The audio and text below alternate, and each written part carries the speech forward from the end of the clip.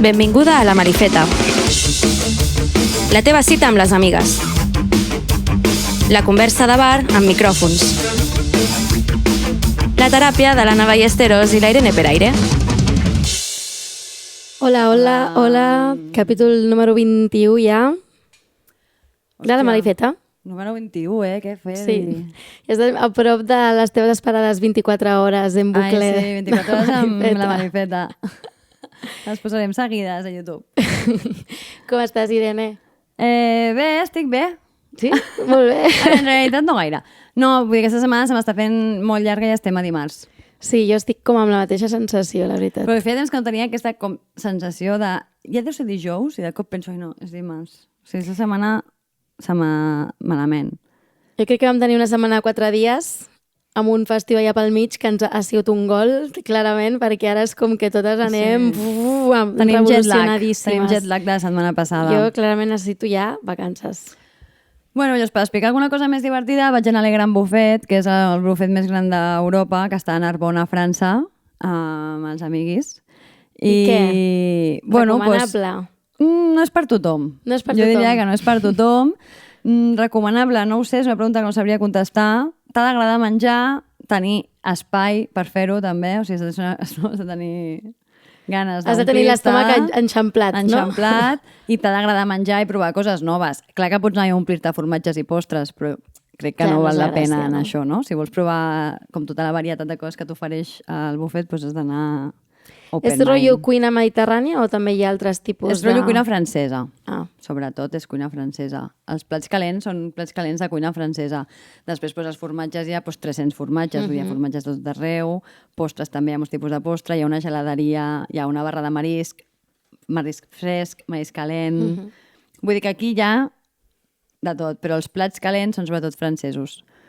Jo vaig provar coses que ja t'explicaré perquè no vull, si ja tenim públic vegà o vegetarià, fer-li passar molt malament ara mateix, però és curiós. Molt bé. Sí que et dic, això, que si tens... no. Molt bé. No sé, recomanable, no ho sé. Jo vaig anar... Bueno, clar, depèn de si t'ha cridat l'atenció una miqueta això, doncs vas. Investiga una mica i vas... Bueno, veus que costa, no, el tema? L'altre dia em deien un any de llista d'espera o què? Sí, nosaltres vam reservar amb 5 o 6 mesos d'antelació. Déu-n'hi-do, Sí. No, he de dir que és un despilforre de menjar i no és un lloc que vas especialment orgullós, però bueno, ja està, experiència, check. Clar, sí, molt bé. Divertit. El que és divertit és que si vas amb algú que fa l'aniversari, les persones de l'aniversari els distribueixen un gramòfon que li donen corda i els cambrers es posen al voltant i et canten una cançó en francès. I llavors la persona de l'aniversari ho passa especialment malament i per la resta és bastant divertit. Jo moro de vergonya si però per la resta és bastant això, divertit, vull dir, per mi va ser un momentazo. Molt bé, doncs anem a l'actualitat, no? Perquè ve també a moltes coses. Hi ha eleccions aquest diumenge. Si ho escoltes passat el diumenge, doncs mira, ja han sigut. Però si no, doncs, com sempre, us animem a que aneu a votar amb una mica de criteri. Llavors, oientes, recordeu, si anem a votar, doncs anem a votar en contra del genocidi a Gaza, en contra dels macroprojectes com el Hard Rock, en contra del turisme de masses i, està clar, doncs anem a votar també a favor de regular el lloguer, l'ecologisme, el feminisme, l'antifeixisme, totes aquestes coses de les que parlem tant i tant ens agrada i tant defensem. Ja sabeu, aquí heu de votar. No ens feu dir-vos-ho. Llavors... Parlant de turisme. Exacte. Què passa? Parlant de votar bé i de turisme de masses. Com sabreu, perquè ho hem dit moltes vegades, nosaltres dos, en pisos diferents, vivim al barri de Mar i hem pogut observar com cada cop estem més rodejades d'Airbnb i pisos turístics. Us convido a entrar a la pàgina web d'Airbnb Vilanova i mirar els preus per nit que no baixen de 150 pavos, ¿vale? No, és fortíssim, o sigui, molt fort. O sigui, tu el teu blog tens? El meu blog tinc i està a 250 euros la nit. Vergonya, És... vergonyós. Fa por, la veritat. A part de que fa por, doncs clar, hi haurà gent que serà molt avispada i dirà jo, per què vull tenir uns inquilins aquí que estan tot l'any i que a més, com que hi viuen i és el seu lloc on hi fan vida, volen que estigui en bones condicions, quan puc tenir gent que ve per 2 o 3 dies, si hi ha una esquerda o si hi ha no sé què, els és igual, ja s'hauran pagant un pastizal. I així és com la gent que vivim a les ciutats i als pobles ens quedem sense habitatge i ens anem d'anar a viure a altres llocs. i a les ciutats i els pobles es queden sense identitat. Vale? Aquesta història l'hem explicat també molts cops. Bueno, doncs cada cop veiem com tanquen més comerç local, els comerços que obren no s'hi parla català, si passegeu a prop del port detectareu cada vegada més turistes, més immobiliàries, més promocions d'habitatge destinades a estrangers amb diners. Fixeu-vos en els cartells que diuen, no van destinada a gent de Vilanova, va destinada a gent que ve de fora. Mentre els d'aquí no podem ni somiar en tenir res de propietat, pagar els lloguers és dificilíssim i representen la meitat del nostre sou, els lloguers, doncs ve gent de fora i ens fa fora de casa. De fora vingueren. Total, el turisme de masses, que encara no el patim a Vilanova 100%, està venint, vale? Winter is coming. Sí, es nota, o sigui, hi ha hagut una gran diferència. O sigui, cada any crec que ve més gent. Total. A l'estiu, bueno, i a l'estiu, i ja no a l'estiu, o sigui, jo des d'ara ja estan aquí. Sí, ja hi són. És que l'altre dia vaig anar a fer un tomb per allò que es diu Pendelis, no sé com es diu, que és la part dels iates. Que no pots entrar perquè és totalment privat, però si passeges per allà davant, el feeling, la daurada, no sé què. Bueno, allà hi ha un munt de cotxes de pasta, gent parlant anglès, alemany, francès, o sigui, ja està, estan aquí, vale? Han aterrat.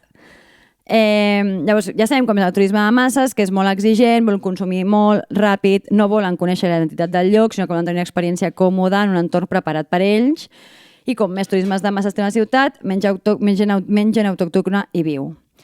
Llavors nosaltres estem molt enfadades i estem molt preocupades i pensem molts dies pensant què podem fer al respecte. Vale? La majoria d'idees que tenim no les podem dir en un micròfon. Però tenim una idea que volem compartir i a més ens hi podeu ajudar. I és que hem preparat una lona per penjar al balcó. Sí, un domàs. Un domàs que posa Tourists Go Home, que de fet el tinc aquí. Amb els i el penjarem, mira, el puc ensenyar a la càmera. Boníssim, la veritat. El penjarem a les xarxes i si fem un encàrrec prou gran doncs ens sortirà baratet per persona. Vale? Jo estic mirant preus entre 13 i 15 euros. Avui he demanat pressupost a una empresa de Vilanova perquè jo sí que faig poble. Vale?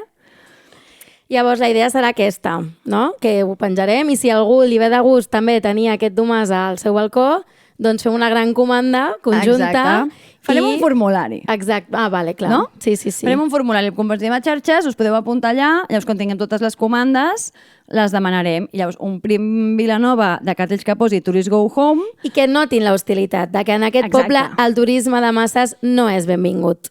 A més, el disseny ens ha quedat prou cookie. Xulíssim, sí. Llavors, no falleig això en el vostre balcó i almenys portem al carrer la incomoditat que ens causa que ens estiguin fent fora dels nostres barris a poquet. Això és com el de la granota que si la poses en una olla amb aigua freda i comença a bullir, la granota no ho nota i es queda, saps? Doncs és el mateix, ja ens estem dins de l'aigua i ja ens han posat l'aigua a bullir. Doncs llavors... No? Doncs anem a posar això als balcons i a veure què passa. Per algú s'ha de començar. Nosaltres començarem per això. I l'altre que farem, doncs no ho explicarem. Vale. Doncs atentes a les xarxes oientes. Anem cap al tema.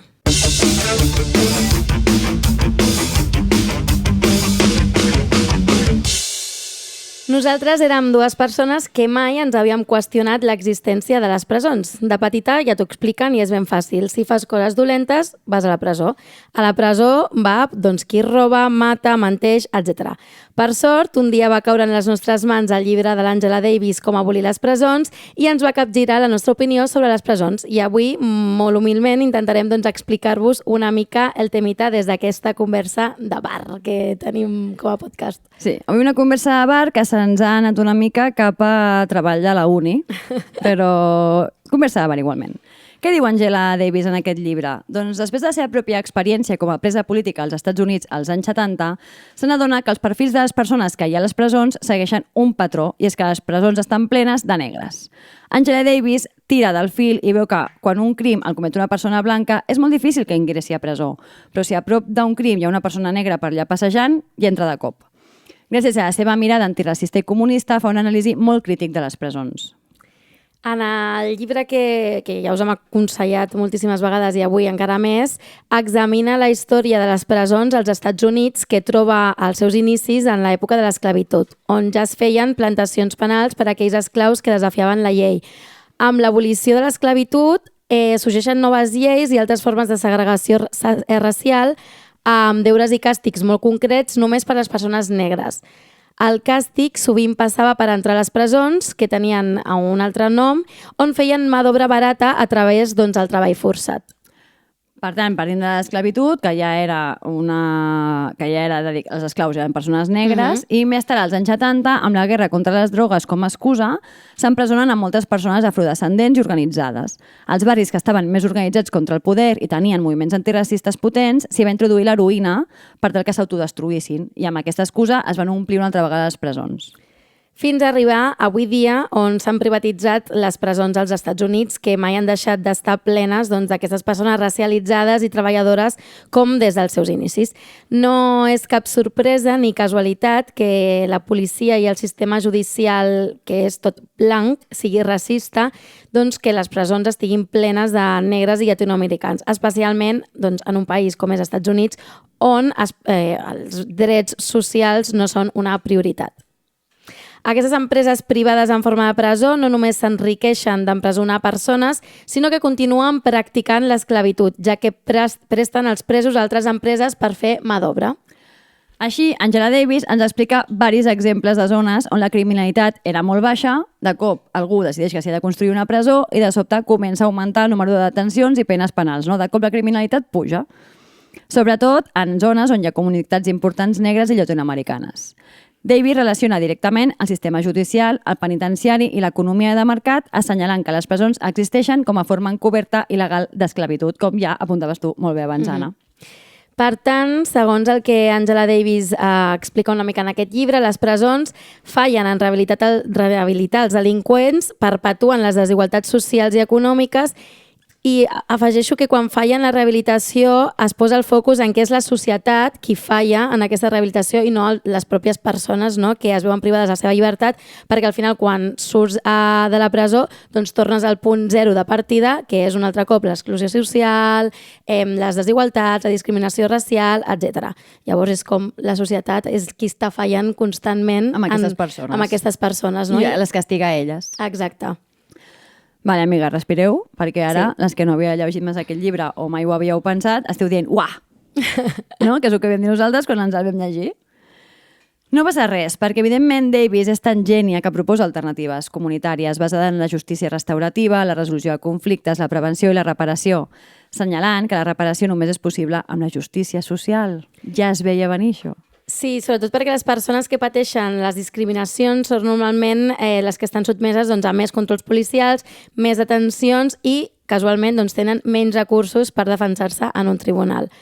A més, per delictes semblants se'ls apliquen sentències molt més llargues i dures que a persones blanquetes amb pasta i normatives. Total, Angela Davis fa una proposta feminista alternativa al sistema penitenciari, on es prioritzi la cura, la rehabilitació i la reparació, i no el càstig i l'empresonament massiu. Sí, i és cert que el sistema penitenciari de l'estat espanyol és bastant diferent al dels Estats Units perquè les presons aquí són públiques i l'objectiu, almenys sobre el paper de la presó, és la reinserció i no el càstig, que ara veurem sobre el paper què és. Exacte.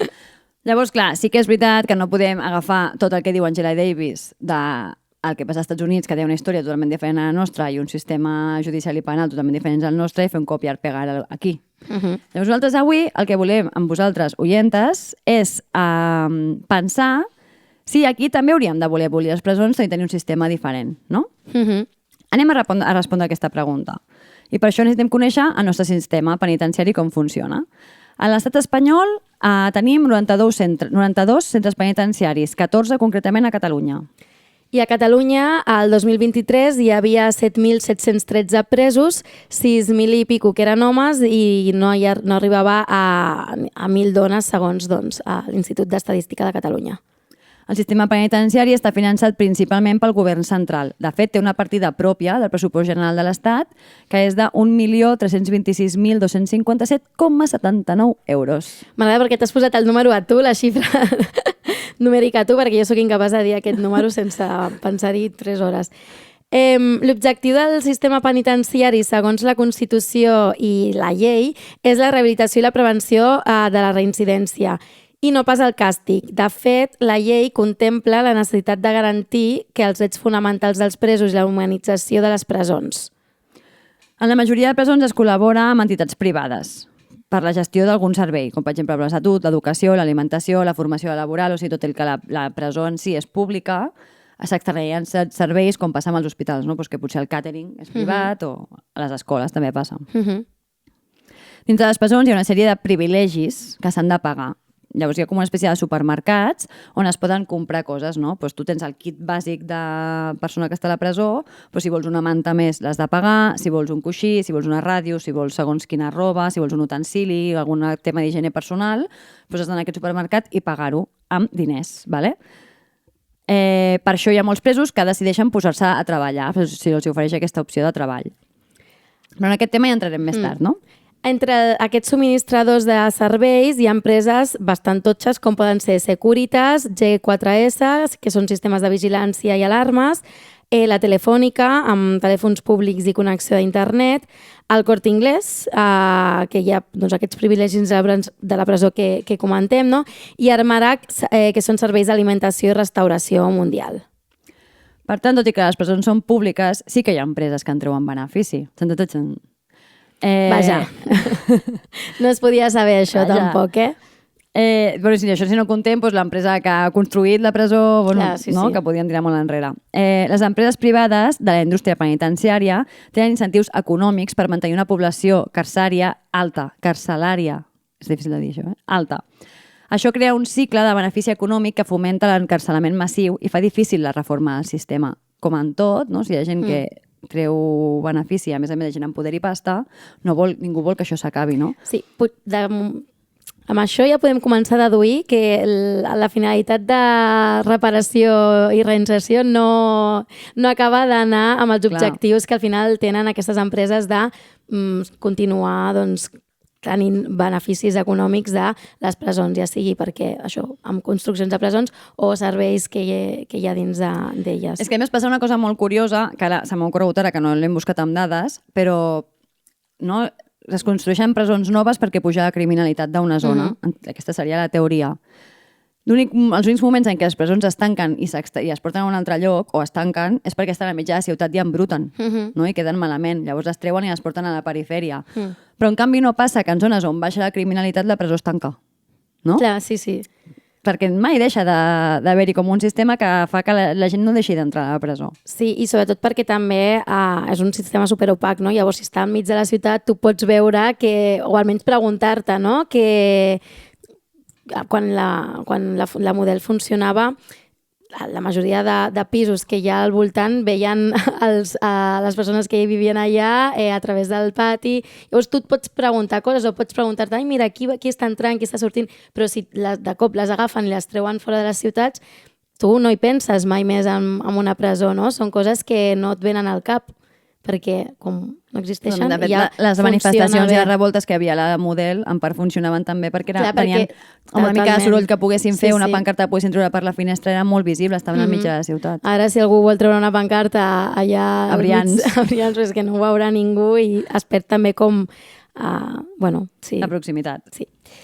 Tornant a la Bíblia, com abolim les presons de l'Angela Davis, ella explica que des de teories marxistes és en el moment que apareix la mercaderia quan les sentències carceràries basades en quant de temps estàs a la presó emergeixen com a principal forma de càstig, no? És a dir, a tu et castiguen per fer una cosa malament i et mantenen tancat a una presó X temps. Un altre cop, doncs, amigues, això és el capitalisme i aquest binomi de treball-temps, i en aquest sentit l'Angela Davis posa sobre la taula el caràcter industrial del sistema penitenciari i el considera una peça clau en una època en què les empreses es desplacen pel món buscant aquesta mà d'obra barata, no? I en aquest sentit aboquen a les comunitats senceres a una mica al desastre, no? Perquè al final provoquen candidates perfectes perquè entrin a la presó i perquè treballin per elles. Això a casa nostra es tradueix en una altra manera de treure profit a aquestes persones que es troben en privació de llibertat a través de l'explotació de mà d'obra no remunerada o molt poc remunerada, que no deixa de ser un exemple més d'abús laboral i una esclavitud del segle XXI. Tot el que té a veure amb les presons és informació molt opaca, ho dèiem abans, no? I costa molt trobar xifres actuals. Tot i això, segons un article publicat a La Directa a finals de l'any 2020, a Catalunya hi havia unes 4.000 persones preses que treballaven pel CIRE, que és el Centre d'Iniciatives per la Reinserció. Tenint en compte que el nombre de presos no ha variat significativament en aquests darrers anys, podem intuir que ara hi haurà un nombre semblant, no?, de persones preses treballant per a empreses privades sobre el pretext de reinserció. Quines són les condicions en què es dona aquesta relació laboral? Doncs, evidentment, molt precàries. L'any passat, a l'informe del Mecanisme Català per a la Prevenció de la Tortura, que va elaborar el Síndic de Greuges, alertava que els presos catalans no tenien suficients oportunitats laborals i els salaris que rebien eren molt i molt baixos, per sota del salari mínim interprofessional i amb una retribució per hora que cotitzava una mitjana de 3,68 euros. És a dir, totes les hores que treballaven al final eren per un salari de 3 euros, 3 euros i mig. Més enllà d'aquest salari, que és una misèria, els presos també denunciaven la vulneració en els seus drets laborals, com treballar tots els dies sense descansar cap, treballar en dies festius, acomiadaments improcedents, abusos de poder o falta de mesures de seguretat. A més, tampoc disposaven de canals legals per la sindicació laboral. Per tant, no es podien organitzar, no podien reclamar condicions més justes, més dignes de treball i totes aquestes coses que al final nosaltres entenem fora de les presons, no? En llibertat, que quan tu treballes se t'ha de remunerar de forma justa, tens un mínim, un salari, no? Perquè la condició de pres automàticament et treu la de persona treballadora, tot i que estiguis treballant amb l'elaboració de coses que després... De fet, els presos no poden votar, per exemple, tampoc, no tenen dret a vot. Vull dir que hi ha tot un seguit de drets que al moment en què tens la categoria de pres, perds, no? Sí, i sabeu qui també hi treballa estan privades de les seves llibertats? Doncs les persones que es troben en situació irregular al país. Vaja. Perquè, sorpresa, no les deixem treballar fora de les presons amb contractes que garanteixin la seva dignitat, però un cop empresonades sí que s'ha establert que puguin treballar. Això és tan fort? Exacte. A Catalunya són més de la meitat de reclusos, és a dir, a Catalunya la majoria de persones que estan presonades són persones que són migrants, que no tenen una situació regular aquí al país, no? Llavors, són persones estrangeres que treballen durant molts anys en les presons catalanes, no? Durant tot aquest temps que estan privades de la seva llibertat, i que un cop són alliberades, no?, són expulsades cap al seu país d'origen. Llavors, tot aquest temps que han estat treballant i que han estat cotitzant no els serveix per res, perquè no tenen ni cap dret de prestació i en molts casos tornen a ser expulsades. I no els serveix ni per acumular temps per poder demanar nacionalitat, tampoc, no? No, a mi això és una cosa que em sembla molt forta, sobretot perquè no tenir una regulació, o sigui, no està regulat no tenir els papers en regla, no?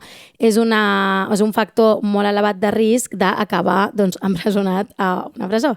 Llavors és molt significatiu que, a més de que t'hagis de buscar la vida per treballar, que la majoria de persones que estan en una situació irregular tenen treballs molt precaris on posen en risc la seva vida, doncs un cop les empresonen, no? Els diuen, ei, ara sí que treballaràs. Ara sí que pots treballar. Ara sí que pots treballar. No, ara t'arreglem. O sigui, que hi hagi un apartat a la llei on et reguli que quan estàs a la presó et permeten tenir un contracte de treball, tot i que sigui en condicions precàries, evidentment, és molt fort. És que és com només volem mà d'obra barata i ens dona igual que aquesta persona amb un contracte digne fora de la presó potser hagués pogut desenvolupar la seva vida, no?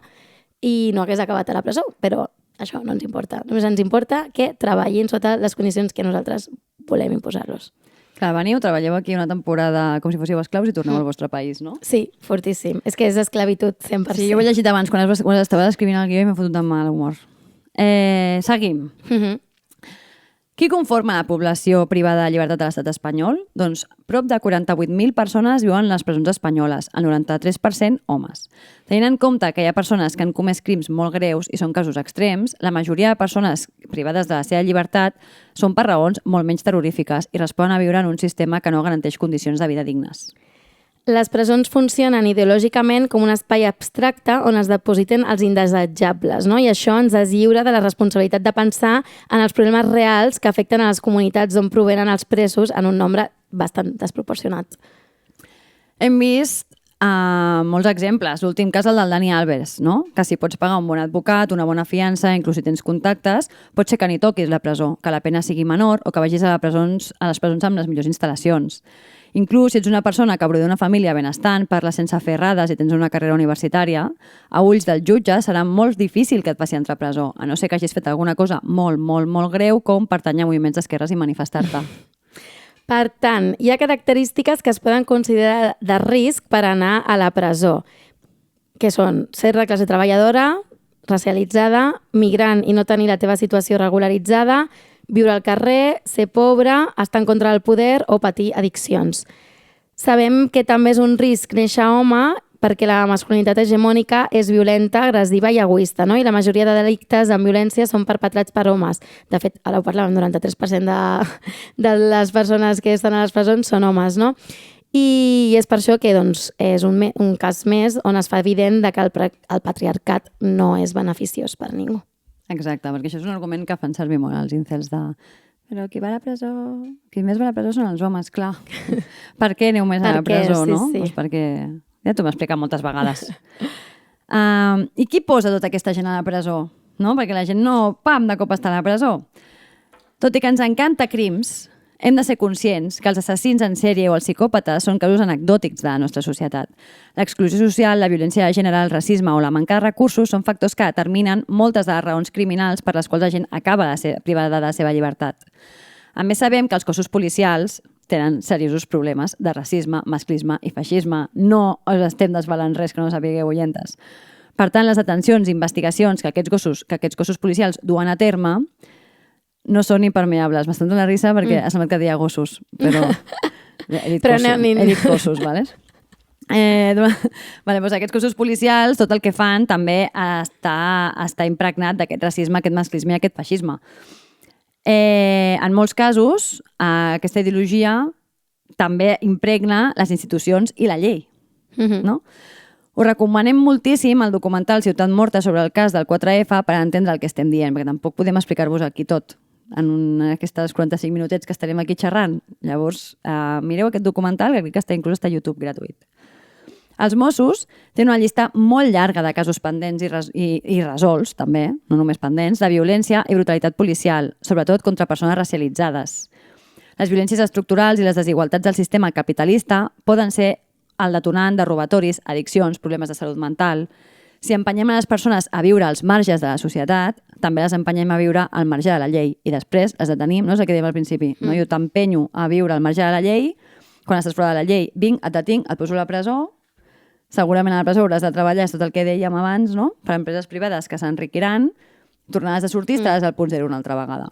Sí, i que sobretot que quan es parla doncs, de gent que està a la presó és el que dèiem, no? Que sí que és veritat que hi ha com casos extrems de gent que fa coses, o sigui, crímens com el que entenem com crimen, no? Doncs matar gent, violacions, etc. Però el gran gruix de població que està empresonada són per delictes molt, molt menors, no? I que són molts cops abocats per aquestes desigualtats, per aquesta exclusió social, que si cuidem la comunitat, no? Si cuidem a les persones, si garantim que la gent pugui accedir al treball, si garantim que la gent pugui accedir a la salut, a l'educació, totes aquestes coses provocaran que tinguem societats molt menys conflictives i molt menys criminalitzadores, no? Segurament. Després seria molt interessant viure en una societat on realment poguéssim veure quanta gent neix dolenta, no?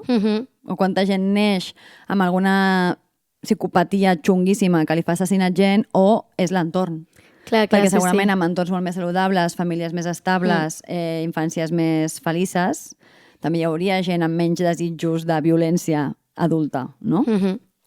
Per tant, per nosaltres, les presons, tal com les coneixem avui dia, han de deixar d'existir, no? I els diners que s'hi destinen a invertir-los en aquesta prevenció, o sigui, s'han d'invertir en aquesta prevenció i en aquest feminisme, no? I, per tant, deixem algunes idees aquí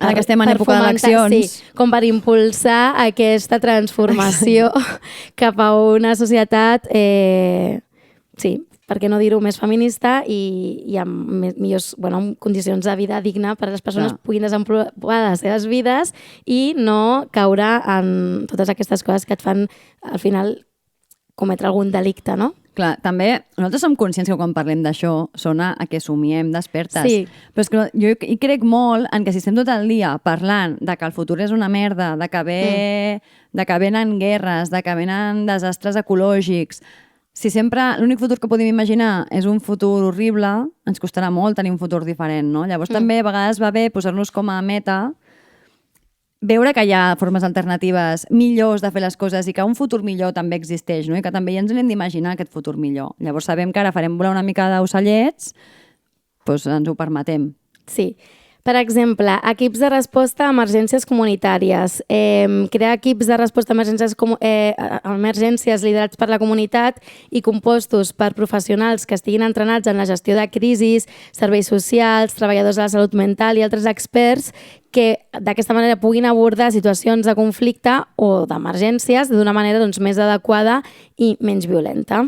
La mediació de conflictes i justícia restaurativa, que de fet la justícia restaurativa ja s'està posant en pràctica des del feminisme en molts casos que s'estan tractant des de molts col·lectius de psicologia que porten casos d'homes que se'ls ha acusat en organitzacions o així, no? Estan practicant molt la justícia restaurativa. Què és? És implementar programes de mediació de conflictes i justícia que permetin a les persones involucrades en un conflicte trobar solucions i resoldre els problemes sense recórrer a la violència o al sistema judicial tradicional, sinó anant a l'arrel del problema i mirant de solucionar-lo.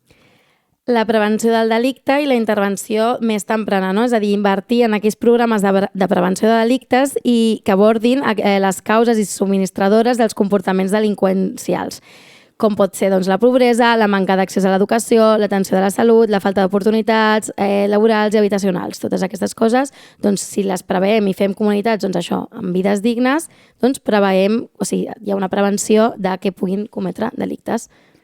Ara, una solució que a mi m'agrada molt, que són les patrulles de seguretat de la comunitat, o el que jo li diria les patrulles liles. Que és establir patrulles de seguretat de la comunitat en què els membres de la mateixa comunitat siguin responsables de la vigilància i la seguretat del seu entorn. Aquests grups podrien rebre formació en resolució de conflictes i en prevenció del delicte i podrien actuar com a enllaços amb altres serveis de suport, perquè al final qui coneix millor la situació d'una comunitat és la pròpia comunitat, no? I aquesta que a mi també m'agrada moltíssim, que és desfinançar la policia i reinvertir en serveis socials. Si reduïm el finançament dels cossos policials i el reinvertim en aquesta quantitat de serveis socials en educació, salut mental, habitatge, a derogar la llei d'estrangeria, a establir un salari universal bàsic, a reformar l'economia amb un plantejament ecològic i feminista, no? Que es basi amb tenir feines dignes per totes i amb aquesta redistribució de l'economia, no? I de la riquesa.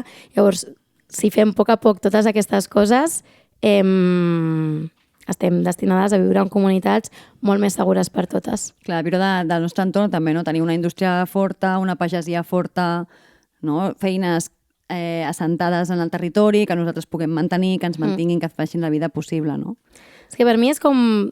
Primer de tot, com derogació de la llei d'estrangeria ja, no? O sigui, això evitaria moltíssims dels conflictes que avui dia tenim. Molt més enllà de les presons, vull dir, moltíssims problemes. Molts més. I després, això, no? Un salari i una renda bàsica universal. O sigui, si la gent deixa de ser pobra, ja veuríem molts d'aquests delictes que hi ha, és que, de veritat, la majoria es propicien per aquesta falta d'igualtat i de recursos, no?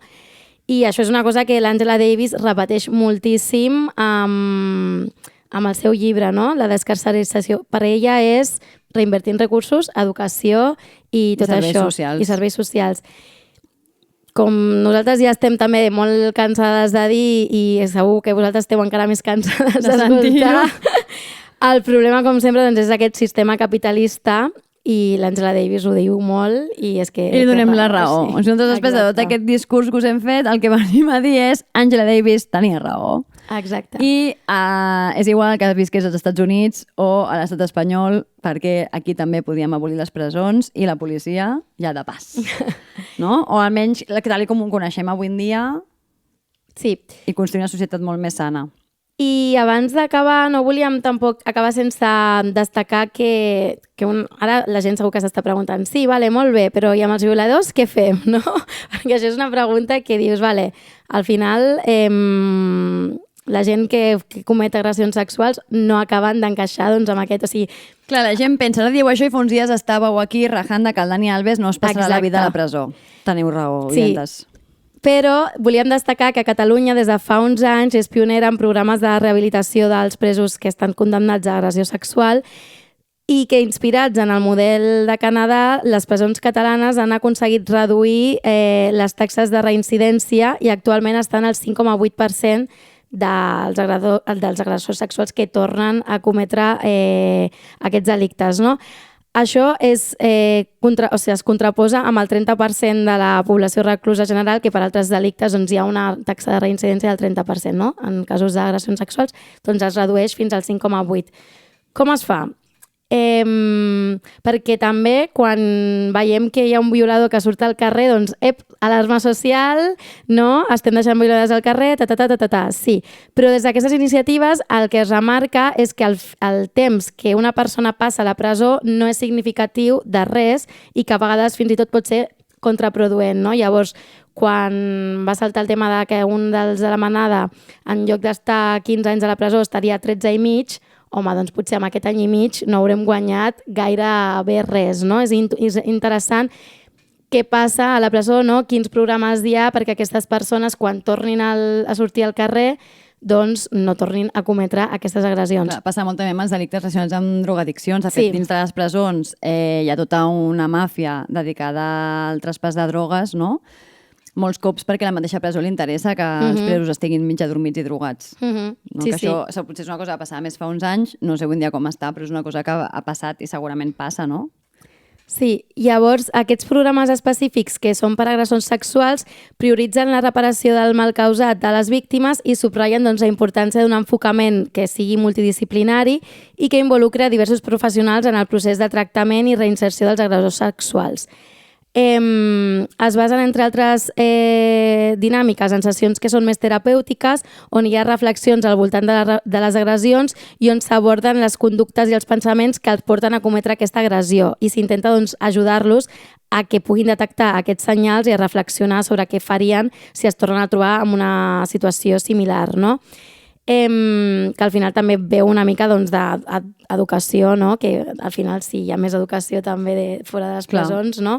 Potser també evitem que la gent comenci o sigui, que gent deixi d'agredir sexualment, no?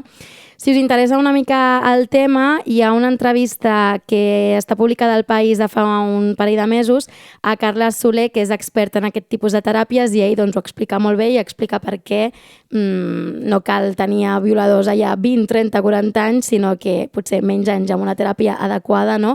Amb totes aquestes coses, doncs resoldríem el tema de la reinserció. Vale, també, evidentment, no, parlant de la feina, que hi ha una gent no, treballant perquè les coses es facin bé dins de les presons, que són les psicòlogues i les treballadores socials.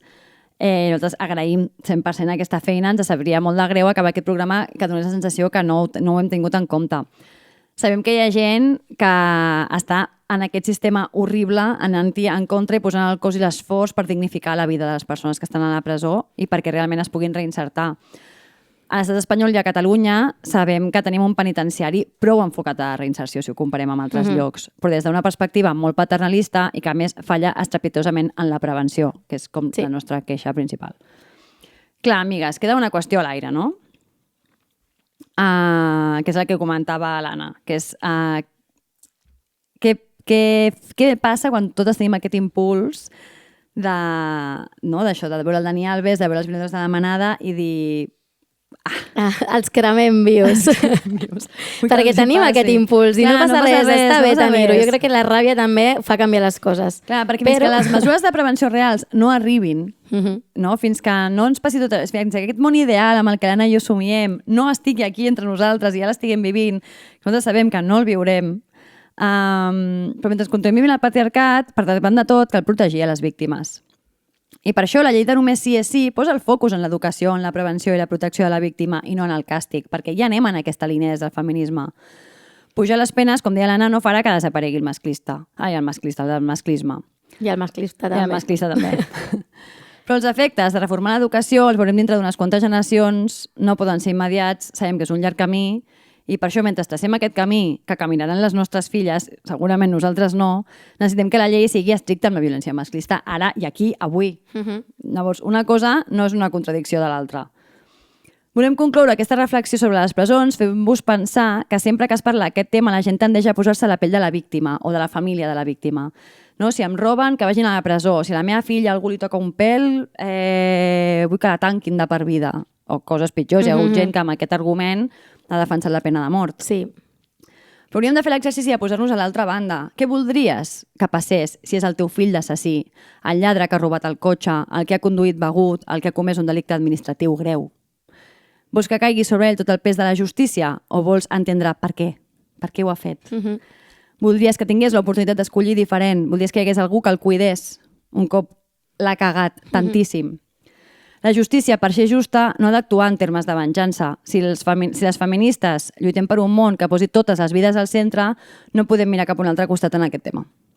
Doncs és que és així. Angela Davis. Sí. Love you. Anem cap a les recomanacions. És que no hi ha res més a dir. No hi ha res més a dir. Ara ja reflexionar cadascú a casa seva. Això, escolteu 2 cops el programa, que avui dona per molt.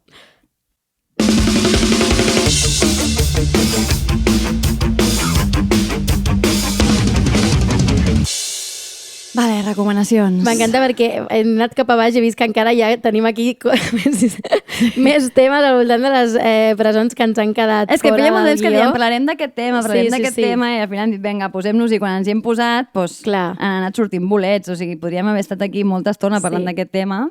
Sí, que no sigui que potser en uns capítols... Això. Si hi ha algú que té ganes de venir aquí que pensi, doncs jo tinc moltes coses a dir sobre aquest tema i vull venir, un express molaria que flipes. Exacte, sí.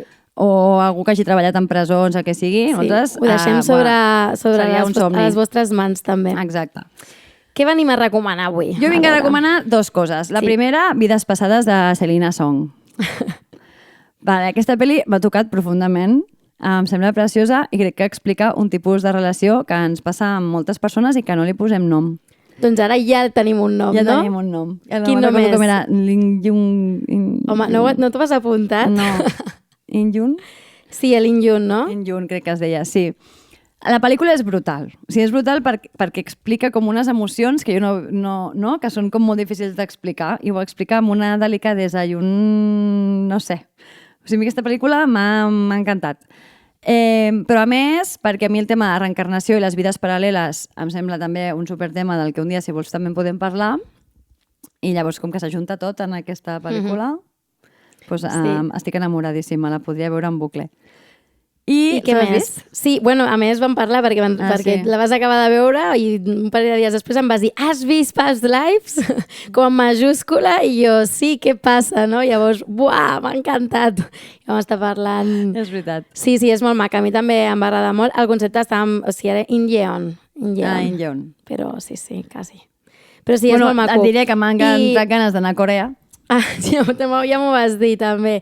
I també vam parlar que els 2 protagonistes masculins estan molt ben treballats. Són 2 masculinitats que estan molt ben treballats, la relació entre ells. O sigui, és una pel·lícula que trenca amb els típics estereotips d'home a les pel·lícules. Bueno, és que molt bé aquesta pel·lícula, no li canviaria ni una coma. El dol del procés migratori és molt interessant. No li canviaria ni una coma a aquesta pel·lícula. Sí. I la segona recomanació és que ja ha començat la sèrie de Thor a 3CAT de Carles Porta, ¿vale? Bueno, jo no sé si coneixeu la història de Thor, ara no us l'explicaré, perquè no tinc temps. Però està a 3CAT i mireu, jo he estat a Thor 2 vegades, perquè a mi aquesta història m'agrada molt, i només us diré que Carles Porta ha escrit un llibre, ha fet molts productes sobre Thor, i sempre ha dit que ell tenia com una intuïció de qui era l'assassí. Tot això va d'uns assassinats en un poble molt petit, de 7 cases, ¿vale? Que ell tenia bastant clar qui era l'assassí, però que no ho diria fins que tots els implicats estiguessin morts. I ja ha passat I aquest això. és el primer producte que fa després de que tothom estigui mort. Llavors, dirà alguna cosa que no sabem ja en aquesta sèrie. Descobrirem coses que no sabíem fins ara, no ho sé. M'encanta, surt els dilluns. Molt bé. Jo, les meves recomanacions són temàtiques, vale? Llavors vinc a recomanar Muros, que és una sèrie documental de 4 capítols que està a Movistar Plus i que està dirigit per David Miralles i que són 10 històries de 10 persones que estan doncs, privades de la seva llibertat aquí a Espanya i tracta una mica doncs, la seva història.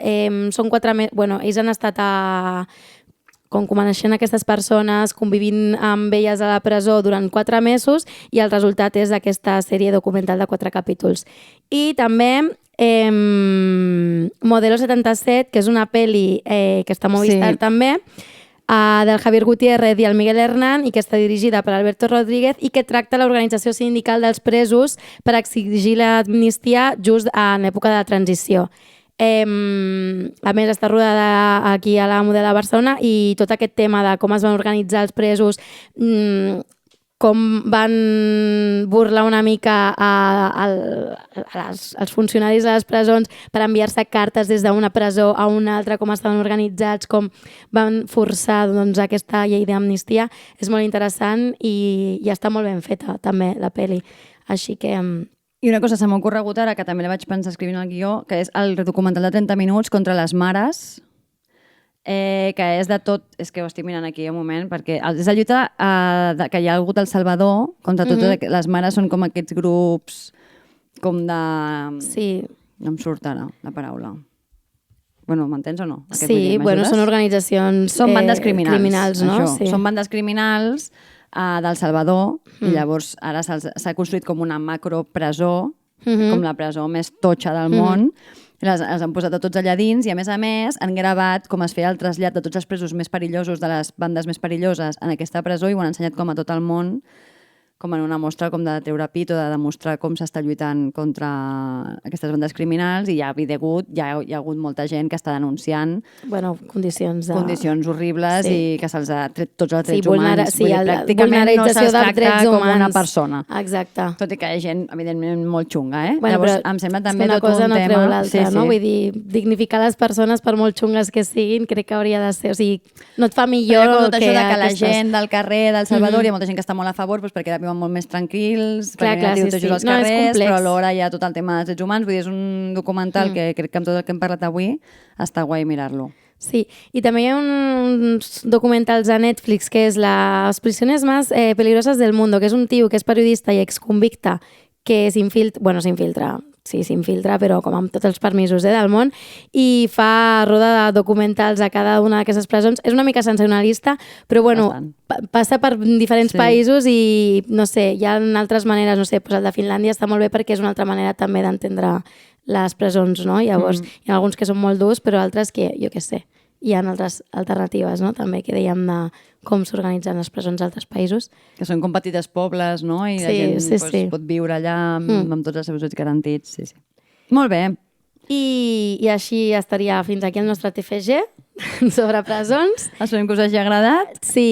Poseu-nos nota. Sí, exacte. I gràcies, com sempre, a la Sònia i al Joni. Sí, tot i que avui la Sònia no la tenim aquí amb nosaltres, no la tenim aquí, però la tenim al nostre pensament. Sí, l'essència de la Sònia és sempre aquí. Així que gràcies per fer possible un altre capítol més i ens trobarem un altre moment.